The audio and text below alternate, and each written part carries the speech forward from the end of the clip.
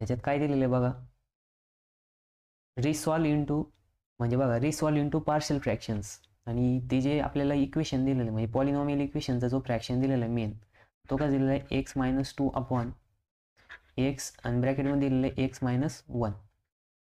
मग बघा इथं काय की स्टार्टिंगला ऑब्झर्व करायचं, ठीक आहे.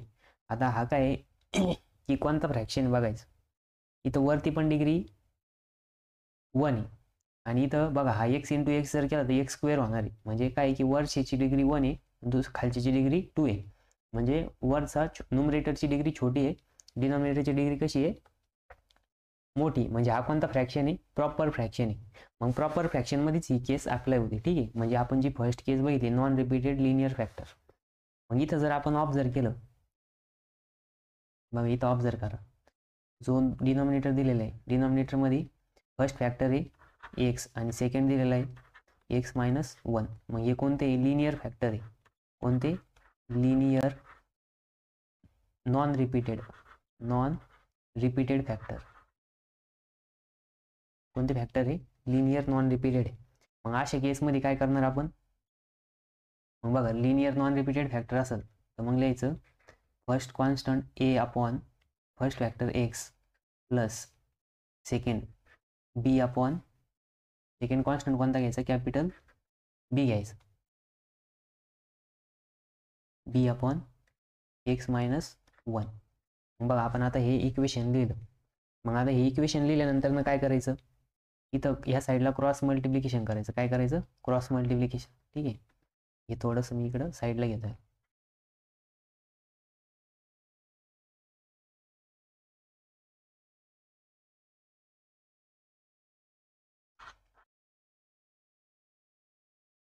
तर बघा मग आता क्रॉस मल्टिप्लिकेशन जर केलं तर ही साईड तशीच राहणार, x minus two upon x into x minus one equals to.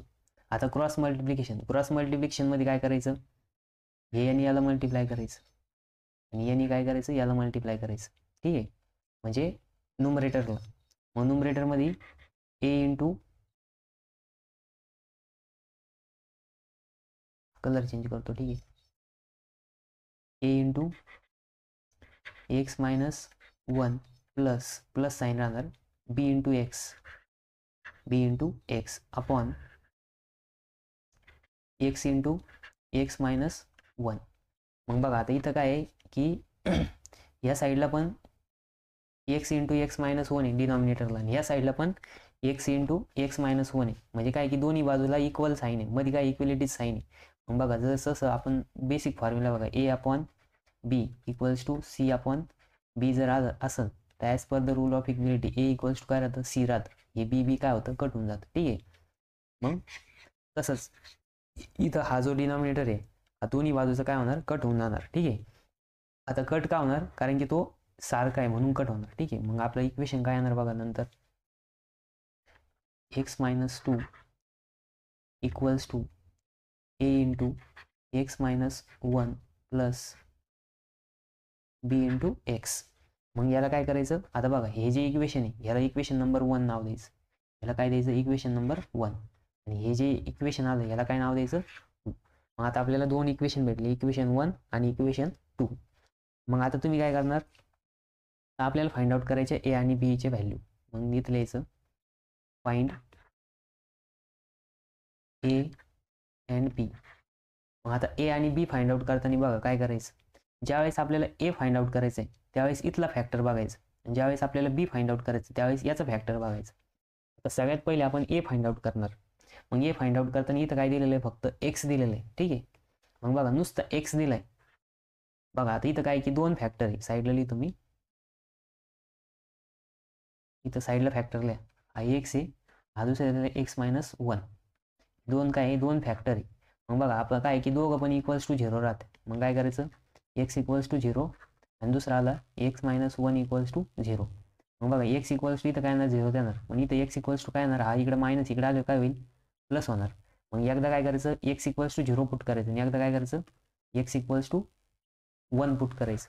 मग ज्यावेळेस आपण बघा x equals to zero put करणार आहे त्यावेळेस आपल्याला ए ची व्हॅल्यू भेटणार आहे, ज्यावेळेस x equals to one put करणार आहे त्यावेळेस आपल्याला बी ची व्हॅल्यू भेटणार आहे, ठीक आहे. तर हे मी इथं साईडला लिहितो. ठीक आहे, तुम्हाला जस्ट मी सांगितलं, पण हे पेपरमध्ये लिहायचं नाही, साईडला लिहायचं. काही जणांना जर डायरेक्ट x = 0 घेतलं की त्यांना काय हे कळत नाही, मग ते म्हणते हे कसं काय आलं. ठीक आहे, त्यांना मी इथं साईडला घेतो. ठीक आहे, काही रफ वर्क.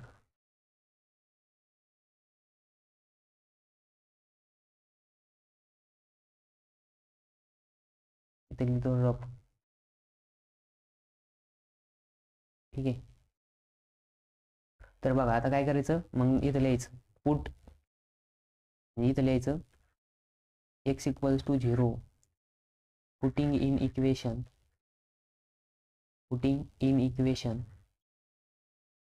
इक्वेशन 2. इक्वेशन 2 मध्ये काय करायचं, x = 0 पुट करायचं. मग बघा इक्वेशन काय येणार, 0 - 2 = कॅपिटल A इंटू ब्रॅकेटमध्ये 0 - 1 प्लस b इंटू 0.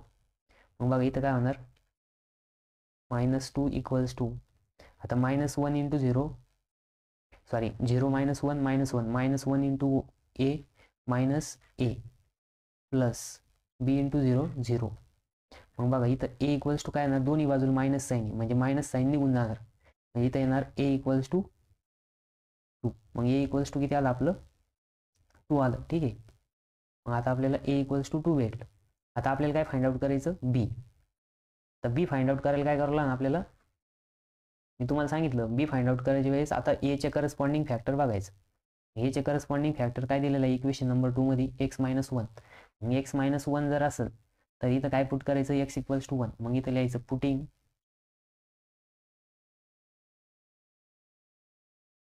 काय पुट करायचं, पुटिंग x = 1 इन इक्वेशन 2. ठीक आहे, इक्वेशन 2 मध्ये काय करायचं, x = 1 पुट करायचं. मग इक्वेशन नंबर 2 मध्ये जर x = 1 जर पुट केलं तर बघा इथं काय येणार, 1 - 2 = a इंटू ब्रॅकेटमध्ये 1 - 1 प्लस b इंटू 1. ठीक आहे, मग बघा इथं काय होईल, 1 - 2 -1 = a into 1 - 1 0 plus b into 1. मग b इंटू 1 काय येणार, बीच येणार. ठीक आहे, मग बघा इथं काय होणार, -1 = b, म्हणजेच काय आहे की b = काय आलं, 1 आलं, -1 आलं. ठीक आहे, b = काय आलं, -1.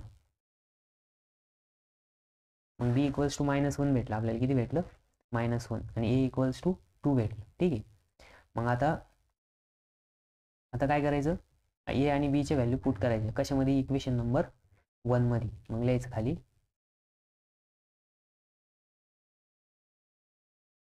a = 2 and b = -1, putting in equation 1. Equation 1 मध्ये काय करायचं, पुट करायचं. मग इक्वेशन 1 मध्ये पुट करा a आणि b चे व्हॅल्यू. मग इथं इक्वेशन नंबर 1 काय होतं, x - 2 upon x into x - 1 = a किती इथं 2a. ठीक आहे, अपॉन इथं काय होतं, x होतं, प्लस इथं काय b किती इथं -1 अपॉन इथं काय आलं तर x - 1. मग बघा आता हे जे मायनस साईन आहे हे काय होणार, इथं हे प्लस आणि मायनस मायनस होणार. ठीक आहे, मग लास्टला येणार x - 2 upon x into x - 1 = 2 upon x minus 1 upon x - 1. ठीक आहे,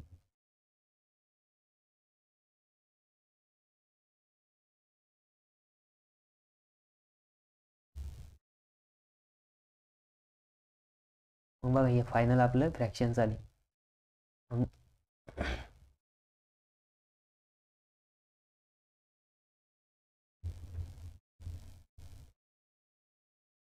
ठीक आहे.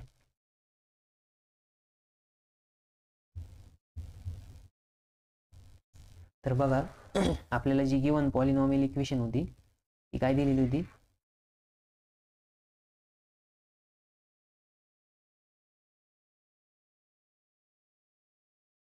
एक मिनिट,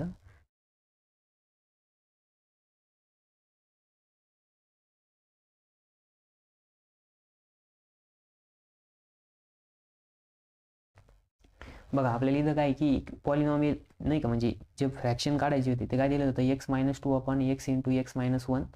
मग बघा हे काय आहे की इथं आपण ऑब्झर्व केलं डिनॉमिनेटरला x आणि -(x-1) दोन नॉन रिपीटेड लिनियर फॅक्टर आहे.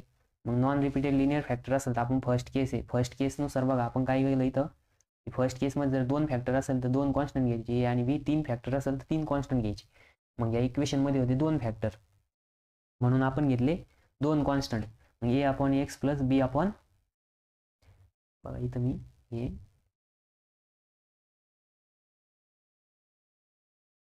ठीक आहे, आणि या दोघांचं परत इथं काय होती मल्टिप्लिकेशन. मग बघा इथं 2 फॅक्टर होते म्हणून 2 कॉन्स्टंट घेतले. त्याच्यानंतर ना आपण काय केलं, इकडच्या बाजूला क्रॉस मल्टिप्लिकेशन केलं. क्रॉस मल्टिप्लिकेशन केल्यानंतर ना बघा इथं मी लिहितो a/b प्लस c/d. c/d जर असेल तर काय येतं ad प्लस bc/bd. इथं खूप दाटी होती, ठीक आहे, इकडे साईडला लिहितो. त्याचं जाऊ दे, त्याची लिहायची काही गरज नाही, तुम्हाला बेसिक माहितीच आहे, ठीक आहे. a/b इक्वल्स जर प्लस असेल